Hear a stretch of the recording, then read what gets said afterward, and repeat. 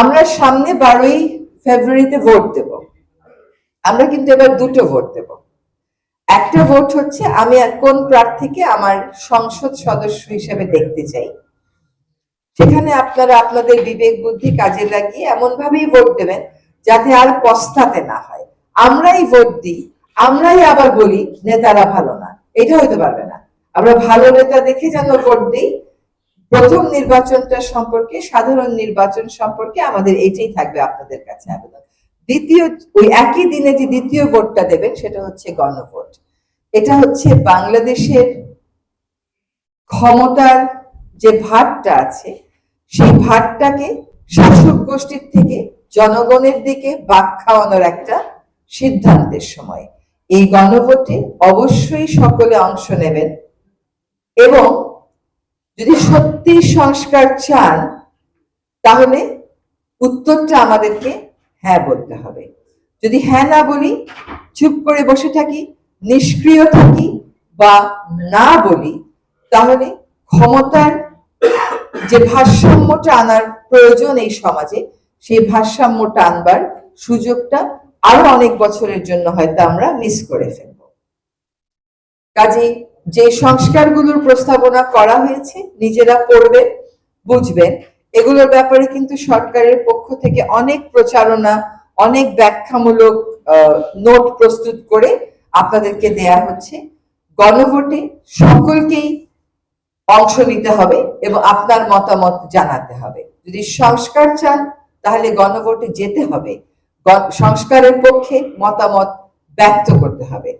এবার কিন্তু নির্বাচনের তরুণ সমাজ একটা বড় ভোটের অংশ।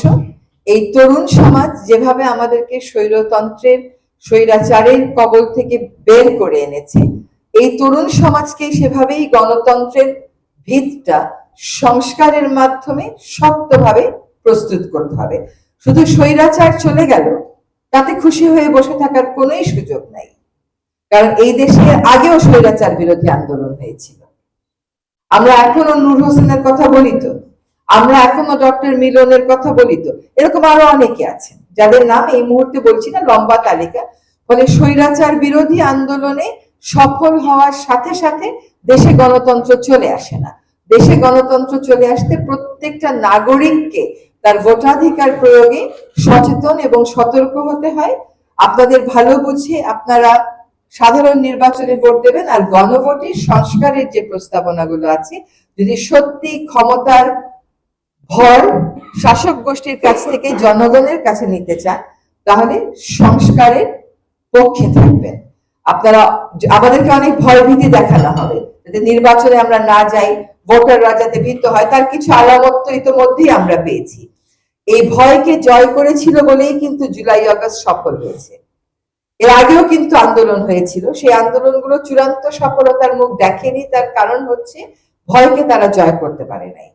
ভয়ের নানান রকম মাধ্যমে ভয় দেখানো অব্যাহত ছিল, এখনো কিন্তু ভয় দেখানো হচ্ছে। এই যে ভয়, এই ভয়টাকে আমাদের জয় করতে হবে।